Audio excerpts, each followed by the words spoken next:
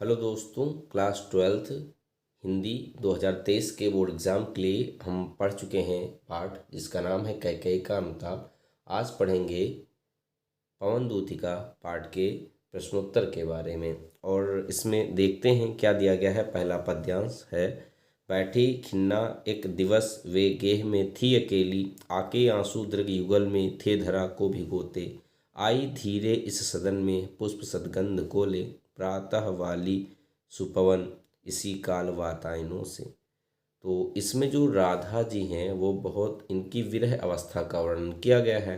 तो एक दिन जब वो बैठी हुई थी अपने घर में तो दिया गया है कि बैठी खिन्ना एक दिवस वे गेह में थी अकेली, कि एक दिन राधा जी उदास होकर के व्याकुल होकर के अपने घर में अकेली बैठी थी। आके आंसू दृक युगल में थे वे धरा को भिगोते, उनकी आंखों से आंसू, दोनों आंखों से आंसू गिर करके धरा अर्थात पृथ्वी को क्या कर रहे थे, भिगो रहे थे। आई धीरे इस सदन में, उसी समय उस घर में पुष्प सदगंध कोले, पुष्पों की सुगंध वाली अर्थात पुष्पों की सुगंध से युक्त जो प्रातःकालीन पवन है वो वातायनों से, वातायनों मीन्स होता है खिड़कियाँ, वो खिड़कियों से इस घर में क्या करती है, प्रवेश करती है। संतापों को विपुल बढ़ता देख के दुखिता हो, धीरे बोली सा दुख उससे श्रीमती राधिका यूं, प्यारी प्रातः पवन इतना क्यों मुझे है सताती, क्या तू भी है कलुषित हुई काल की क्रूरता से।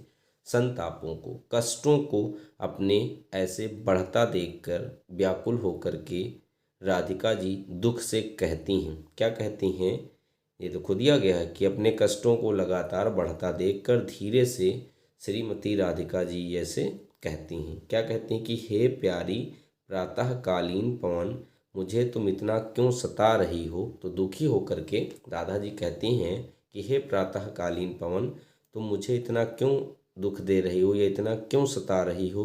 क्या तू भी है कलुषित हुई काल की क्रूरता से, क्या तुम्हें भी काल की क्रूरता ने सताया हुआ है जो तुम मुझे इतना ज़्यादा परेशान कर रही हो। तो ये इसकी हो गई व्याख्या। अब इससे जो भी रिलेटेड प्रश्नोत्तर बनते हैं आइए उनके बारे में हम जानते हैं। पहला जो क्वेश्चन दिया गया है कि प्रस्तुत पद्यांश का संदर्भ लिखिए। 5 क्वेश्चंस आते हैं इसमें। तो पहला है प्रस्तुत पद्यांश का संदर्भ लिखिए। तो क्या लिख सकते हैं इसमें, क्वेश्चन पूछ सकता था प्रस्तुत पद्यांश का शीर्षक लिखिए, पाठ का नाम लिखिए, कवि का रचयिता का नाम लिखिए, कैसे भी करके क्वेश्चन ऐसे पुटअप होता है। तो हम आंसर में लिखेंगे कि प्रस्तुत पद्यांश हमारी पाठ्य पुस्तक काव्यांजलि के पवन दूतिका नामक शीर्षक से अवतरित है। इसके रचयिता अयोध्या सिंह उपाध्याय हरिऔध जी हैं। दूसरा क्वेश्चन दिया गया है कि नायिका ने पवन को क्रूर क्यों कहा है, क्रूर क्यों कहा है। तो भाई क्योंकि राधा जी, आपने अभी व्याख्या में पढ़ा है कि काफ़ी उदास थी, वो काफ़ी उनकी विरह अवस्था का वर्णन किया गया है। क्योंकि जो श्री कृष्ण जी हैं वो ब्रज से मथुरा चले गए, अभी वापस तो आए नहीं, इसीलिए वो काफ़ी दुखी हैं। तो जब आकर के पवन वहाँ प्रवेश करती है घर में तो वो और ज़्यादा दुखी हो जाती हैं। क्योंकि वो जो हवा है जो प्रातःकालीन, वो सबको तो सुबह सुगंध दे कर के, सुगंधित हवा आनंद देती है लोगों को, लेकिन उनके कष्टों को वो और ज़्यादा क्या कर दे रही, बढ़ा दे रही है। तो वही इसमें कहा गया है कि नायिका अर्थात राधा जी काफ़ी उदास थी और उनकी आंखें आंसुओं से या आंसू से क्या है, भरी हुई थी। प्रातःकालीन पवन जब सभी को उत्साहित कर रही थी तब वह नायिका के कष्ट को सुगंधित हवा के झोंकों से और क्या कर रही थी, बढ़ा रही थी। इसीलिए राधा ने पवन को क्या कहा है, क्रूर कहा है। क्लियर, ये हो गया दूसरा क्वेश्चन। अगला प्रश्न है कि प्रस्तुत पद्यांश में कौन सा छंद है, प्रस्तुत पद्यांश में कौन सा छंद है। तो इस पद्यांश में मंदाक्रांता छंद है। मंदाक्रांता छंद क्या है, इसमें आपको 17 वर्ण मिलेंगे पंक्ति में। आइए काउंट करके हम देखते हैं।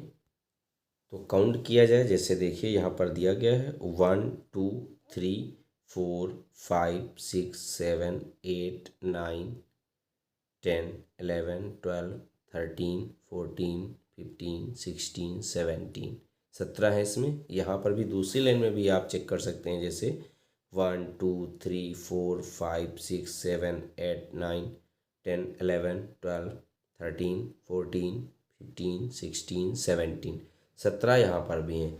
तो आप देख सकते हैं इसमें 17 वर्ण पाए जा रहे हैं हर लाइन में, इसीलिए ये क्या है, मंदा क्रांता छंद हो जाएगा। आप किसी भी लाइन में इसको चेक कर सकते हैं। तो अगर छंद पूछे तो यहाँ कौन सा हो जाएगा, मंदा क्रांता हो जाएगा। अगला प्रश्न है कि रेखांकित अंश की व्याख्या कीजिए। तो पहले देख लेते हैं रेखांकित अंश क्या दिया गया है। तो जो दूसरा पद्यांश दिया गया है कि संतापों को विपुल बढ़ता देख के दुखिता हो, धीरे बोली सा दुख उससे श्रीमती राधिका यो, प्यारी प्रातः पवन इतना क्यों मुझे है सताती, क्या तू भी है कलुषित हुई काल की क्रूरता से। ये दो लाइनें आपको यहाँ पर रेखांकित की गई हैं कि प्यारी प्रातः पवन इतना क्यों मुझे है सताती, क्या तू भी है कलुषित हुई काल की क्रूरता से। तो इसकी व्याख्या देख लिया जाए। तो व्याख्या में हम कह सकते हैं कि कवि कहता है कि राधा जी दुखी होकर के पवन को फटकार लगाते हुए कहती हैं कि हे प्रातःकालीन पवन, तू मुझे क्यों सता रही है, क्या तू भी समय की कठोरता से दूषित हो गई है, क्या तुझ पर भी समय की क्रूरता का प्रभाव पड़ गया है जो मुझे इतना ज़्यादा परेशान कर रही है। क्लियर। फिर नेक्स्ट दिया गया है प्रस्तुत पद्यांश में नायिका की किस अवस्था का वर्णन किया गया। जब हम इस पद्यांश को पढ़ते हैं तो हमें पता चलता है कि नायिका की विरह अवस्था का वर्णन किया गया, क्योंकि वो काफ़ी ज़्यादा विरह में है, उसकी विरह अवस्था का वर्णन है, वो काफ़ी ज़्यादा दुखी हैं। तो हम कह सकते हैं कि प्रस्तुत पद्यांश में कवि ने नायिका की विरह अवस्था का वर्णन किया है, जिनके नयनों से आंसुओं की धारा बह रही, क्योंकि श्री कृष्ण की याद में जो वो यहाँ ब्रज से चले गए हैं मथुरा के लिए और अभी वापस नहीं आए हैं, तो इसीलिए वो काफ़ी दुखी और उनकी आंखों से आंसुओं की धारा प्रवाहित हो रही है। अतः यहाँ पर विरह अवस्था का वर्णन किया गया है।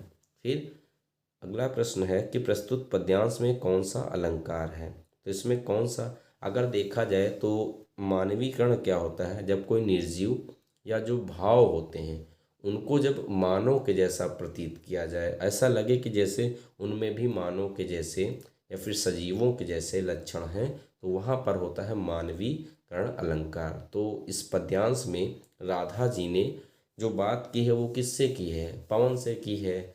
अब पवन तो सिर्फ एक भाव है, लेकिन यहाँ पर उसको सजीव वाले लक्षण दिए गए हैं। अतः इस पद्यांश में कौन सा अलंकार होगा, मानवीकरण अलंकार हो जाएगा। और अनुप्रास अलंकार भी है, कैसे आइए देखते हैं।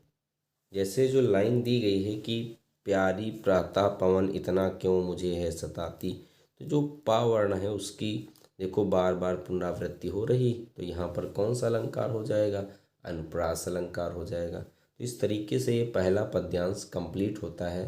ये क्वेश्चन पुटअप करेगा जैसे इस तरीके से आ सकते हैं। अब अगला देखते हैं।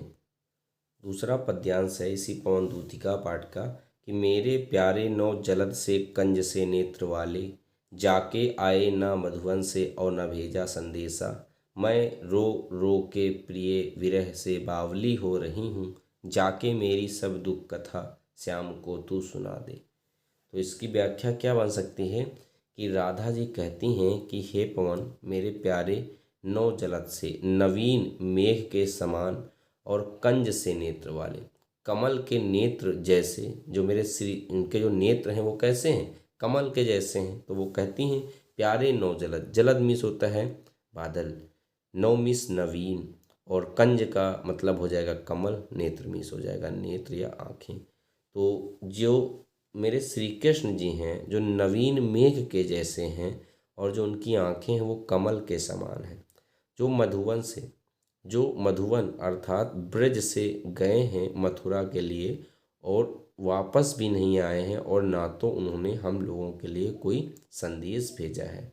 मैं रो रो के, मैं अपने प्रिय श्री कृष्ण की विरह में रो रो करके पागल सी हो रही हूँ, और हे पवन तुम जाओ और मेरी सारी दुख व्यथा, मेरी सारी कथा जाकर के तुम श्याम जी को क्या कर दो, सुना दो। तो ये राधा जी कहती हैं। अब इससे कैसे प्रश्न बन सकते हैं, तो पहला जो प्रश्न है, राधा किसके द्वारा ये जो पद्यांश है ये 2020 में आया है, यूपी बोर्ड क्लास 12 में 2020 में पूछा गया है। पहला प्रश्न है, राधा किसके द्वारा कृष्ण को संदेश भिजवाती हैं? तो राधा प्रातःकालीन, किसके द्वारा? प्रातःकालीन सुगंधित पवन के द्वारा श्री कृष्ण को संदेश भिजवाती हैं, ताकि पवन उसकी विरह व्यथा को कृष्ण को सुना सके, या फिर पवन उनकी विरह कथा को जाकर श्री कृष्ण को सुना सकें। दूसरा प्रश्न है, कृष्ण का सौंदर्य कैसा है, उल्लेख कीजिए। तो भाई इसमें श्री कृष्ण को कैसे बताया गया है? नौ जलद से कंज से नेत्र वाले, अर्थात नवीन बादल के समान, और उनकी आंखें जो हैं वो कैसी हैं? कमल के समान हैं। तो वही लिखा है कि श्री कृष्ण का सौंदर्य नवीन बादल के समान शोभायमान है, तथा उनके नेत्र कमल के समान क्या हैं? सुंदर हैं। फिर अगला क्वेश्चन दिया गया है कि राधा की मनोदशा का क्या करिए? वर्णन करिए। राधा की मनोदशा का वर्णन करिए। तो भाई इसमें राधा की मनोदशा अत्यंत क्या है? दयनीय है, बहुत ही दुखद है, क्योंकि श्री कृष्ण के विरह में राधा जी रोते रोते क्या हो गई हैं? पागल सी हो गई। उन्होंने कहा है कि मैं रो रो के प्रिय विरह से बावली हो रही हूँ। और फिर वो कहती हैं कि जब से श्री कृष्ण जी ब्रज छोड़कर गए हैं, तब से ना तो वह स्वयं आए हैं और ना ही उन्होंने कोई संदेश भेजा है। इसी कारण रोते रोते उसकी जो दशा है, अर्थात जो राधा जी की दशा है, वो कैसी हो गई? पागलों जैसी हो गई। तो इसी दयनीय दशा या स्थिति का क्या किया गया है? वर्णन किया गया है। फिर अगला क्वेश्चन दिया गया है कि रेखांकित अंश की व्याख्या कीजिए। पहले हम देख लेते हैं कि कौन सी जो लाइन है वो रेखांकित है। तो जो ऊपर दो लाइनें दी गई हैं कि मेरे प्यारे नौ जलद से कंज से नेत्र वाले, जाके आए ना मधुवन से और ना भेजा संदेशा, ये दो जो लाइनें हैं इन्हीं की हमको व्याख्या बतानी है। आइए देखते हैं। तो इसमें हम कह सकते हैं कि कवि कहता है कि राधा पवन से कहती हैं, क्या बोलती हैं कि नवीन मेघ जैसी शोभा वाले और कमल जैसे नेत्रों वाले मेरे प्रिय श्री कृष्ण मथुरा जाकर वापस नहीं आए हैं, और ना ही उन्होंने वहाँ से कोई संदेश हमारे लिए भेजा है। फिर अगला प्रश्न है कि दिए गए पद्यांश का शीर्षक, मैंने अभी पहले वाले पद्यांश में बताया है कि पद्यांश का शीर्षक पूछे, पाठ का नाम पूछे, या संदर्भ पूछे, फिर कवि या रचयिता का नाम पूछे, कि सारे लगभग एक ही होते हैं। तो हम कह सकते हैं कि प्रस्तुत पद्यांश का शीर्षक पवन दूतिका है, तथा कवि का नाम अयोध्या सिंह उपाध्याय हरिऔध है। फिर 5 क्वेश्चन पूछे जाते हैं, और हमने एक और एक्स्ट्रा लिख दिया है कि जैसे अगर ये भी पूछ सकता था कि प्रस्तुत पद्यांश में कौन सा अलंकार है। तो उपमा अलंकार, उपमा क्या होता है? जब तुलना की जाती है समान गुणधर्म के आधार पर, और उसमें कुछ शब्द होते हैं तुलना करने वाले, जैसे क्या?